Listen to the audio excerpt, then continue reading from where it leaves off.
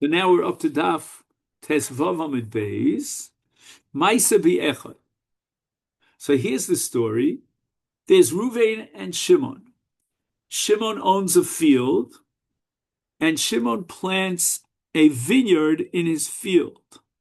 Now, you're not allowed to plant the 5 species of grains in close proximity with a vine, with grapes. If you do so, let's say within a radius of Dalet Amos or whatever the halachas are, it becomes kilayim. So you violate an Isur kilayim through the planting, and not only that, as a result of the planting, the entire entity, this mixture, becomes kilayim, and you can't get benefit from it.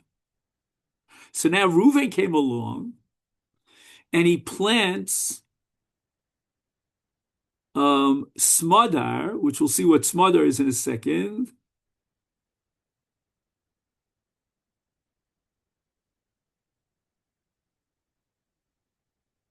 So now what's happening is the following. The vineyard, the grapes on the vine are in a very premature early stage of development. That's called smadar. So there's a lot more growth that we anticipate of these grapes. Comes along Reuven into the field of Shimon, into the vineyard of Shimon, and he starts planting. We'll see exactly what he plants, but let's say, for argument's sake, he plants wheat within close proximity of these budding grapes, which are called smadar. And now we have to know what's asur and what's mutter. Now let's do the easy one first. The reason why the gefen is mutter is because we have a principle, ein adam oser davar she'eino shelo. I cannot take your object and make it asur. So when Shimon comes along without the permission, when Reuven comes along without the permission of Shimon, and Reuven goes ahead and he plants these roim, it cannot generate an isur on the grapes, on the vine that belongs to Shimon. However, asru es hazroim. Why is that so? Because since the vineyard was planted by its owner, by Shimon, the growth of the vineyard is now related to Shimon, as if Shimon was growing the vineyard. And now Shimon is growing not only the vineyard, but he's also growing these seeds, these roim, that were planted by Reuven in close proximity to the vineyard. So the Gemara asks, I don't understand this logic based on you, Rabbi Elazar's Kal V'chomer, Lema Kal V'chomer, who, why don't we apply the same structure of a Kal V'chomer? Uma ha'oser eino nesar, ha'bo leser v'lo osar, din shelo yisaser.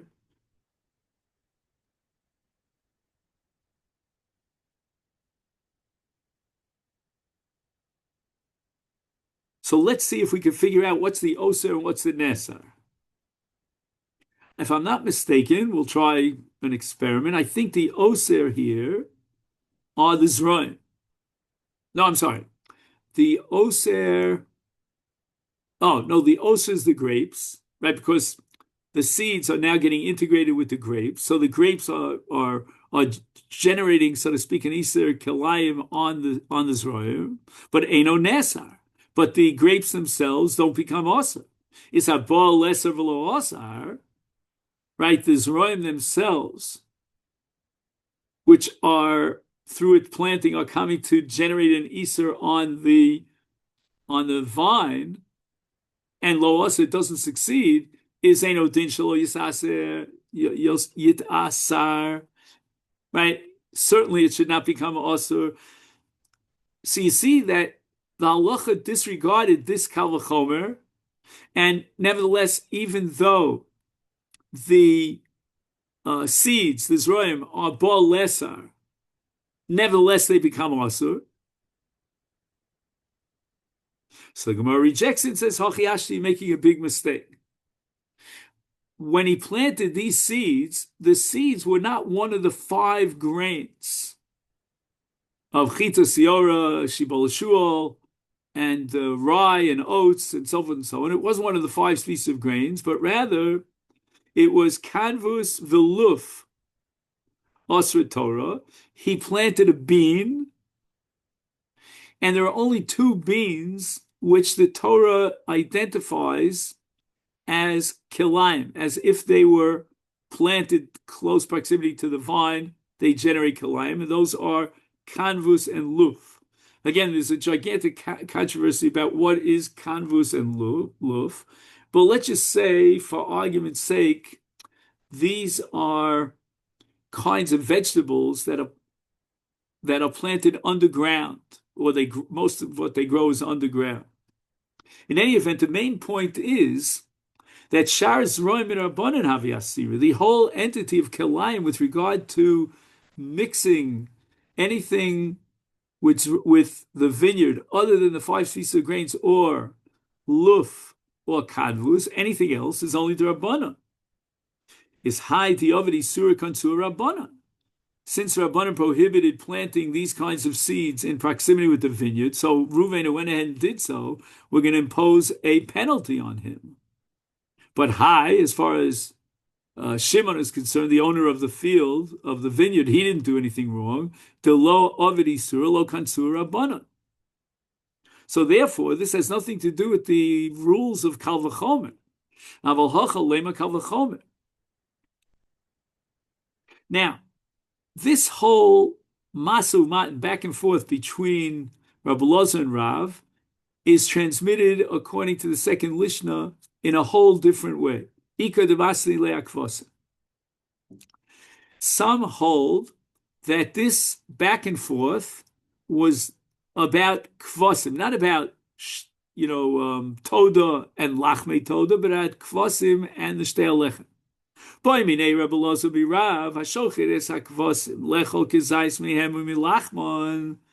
shechted the kimsei atzeres, he had in mind to eat half a kazayas from the kvasim and half a kazayas from the shtei lechem.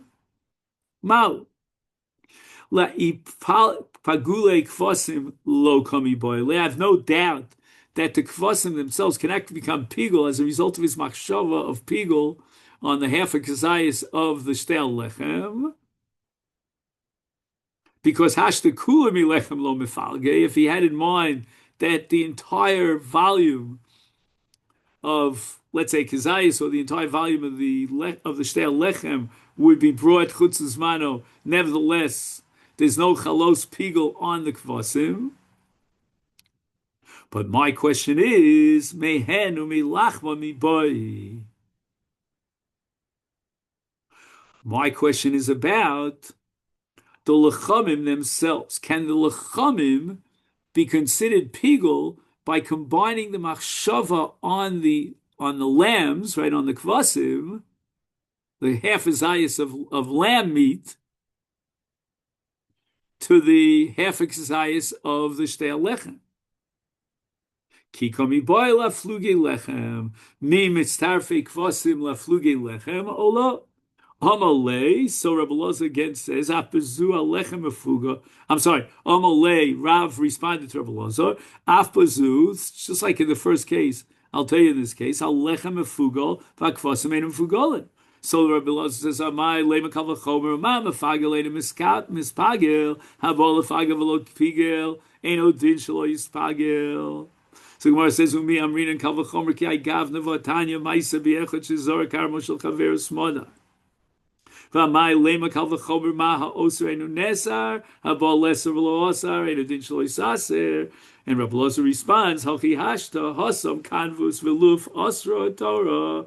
But Shar Zroim and Rabbanan hu di asiri, hi di ovedi surah kansur Rabbanan, v'hai di lo ovedi surah lo kansur Rabbanan. Haval hacha lema kal v'chomer. So now we have two Lashonos, and the Gemara now wants to know which Lashon rejected the second Lashon. Man de masilei atoda kol shken akvasim, according to the tradition that the back and forth between Rabbi Elazar and Rav was about the lachme toda, which was the first Lishnah that we studied, is kol shken akvasim. No doubt that the same back and forth would have been with regard to the Kivsei Atzeres and the Shtei Lechem. However, Uman de Masni lo Kvasim, but if the Masu Matan, in which Rav accepted the Pigul and validated the Pigul Chumra and rejected the Kal V'chomer, that's only in the case of Kvasim. Why? Kvasim, hu dehuskalem lazel litnufa. We say that in Kvasim there's a special relationship between the Kvasim and the Shtei Lechem, that the Torah requires Tnufa of both of them together. And therefore Rav thought that you can combine the two Machshavos Pigul of a Chatzi Zayis on the keves and a chatzi zayis on the lechem together, but toda de lo huskiko zel zel the tnufa, when toda lachmi toda is a separate entity and there's no requirement of tnufa together with the zevach, there lo Rav would certainly agree that you cannot combine the two intentions of pigul in order to render the lechamim as pigul. Rabbi Abba zuti boile hach. According to another version or tradition regarding Rabbi Lozar's question to Rav, Boimine Rabbi Lozmi Rav, Hashochet es hakeves lechol kezayis mechavero lemocha. So he shechted one of the two kvasim of the kivsei atzeres with the machshava of eating a kezayis chutzizmano of the other keves. Mao. Now, in order to understand this suffix, I'm just looking at my watch to see how much time we have. Okay, we have 5 more minutes. So we have to preface it with the fact that Machsheves Pigul has to be enunciated. It has to be declared verbally by the Kohen. We're not entering into his mind, So let's see what the shochet, this Kohen who did the shechita, what did he actually declare? What was his verbal declaration? He said, Lechel kezais mi chavero l'machar. What does he mean by the word chavero? Mao, should we say the way we said it until now, that chavero keves mashma?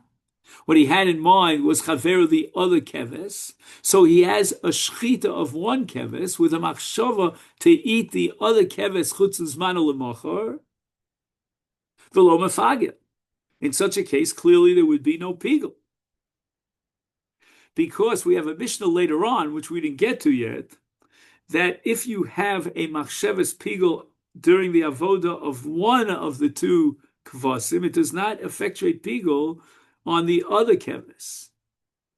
Oh, Dilma, maybe what he meant was something else. When he said chavero, the word chavero was lechem mashma. He had in mind the lechem, umefagale. And then we said in our Mishnah that a machsheves pigul on the keves will effectuate pigul on the shtei lechem. Amalei tenisuha. So Ravri says that we learned it in a Mishnah. And this Mishnah is the Mishnah that I was referring to just before on Daf Tez Zayin. What does the Mishnah say? It says, Shochad echad min hakvasim lechol mimenu lemachar, hu pigul v'chavero kosher, lechol mechavero lemachar, shneim ksherim, al mechavero keves mashma. We see clearly from the Mishnah that the word chavero means the keves. And the Gemara doesn't like it. Dilma de Parish vi Omar Chavero Keves. Maybe the case of the Mishnah was where he explicitly mentioned Chavero Keves. He added the word Keves, and therefore in your case where he didn't add the word Keves, he only said the word Chavero, we really don't know. All right, we're just going to read through the Mishnah, and that's where we'll stop for today. Hazevach mafagelas anesochim mishakidshu bekli. There are a number of karbanos which have to be accompanied by nisachim, by niskei yayin. So he had in mind a machsheves pigul at the time of the avodas hazevach, and the Mishnah says that since it was a kiddush kli, which means that the nesachim, the yayin, was already put into a kli shares, then the machsheves pigul on the zevach will impact and expand the chalos pigul to include even the yayin. Divrei Rabbi Meir. Now, this Rabbi Meir, all right, we'll have to see what's the Gemara has to explain Rabbi Meir. But anyway, now, Hanesachim, but what about the opposite situation where he had a machshavas pigul at the time of the nisuch? Ein mafagnu says zevach ketzad. Hashochet says zevach lechol mimenu lemachar. If he had a machshavas pigul on the zevach itself, that's going to impact on the nisachim. Who nisachim mafagnu? It's like the same logic that we saw earlier today that the nesach comes biglal hazevach. But in the opposite way, lahakriv nechsachav l'mocher. He had a machshavas pigul on the nisachim that have to be libations on the mizbeach. Is then hanisachim mefugalim v'azevach enu mefugal. Okay, then this is where we'll stop for today. Thank you very much, and have a great day.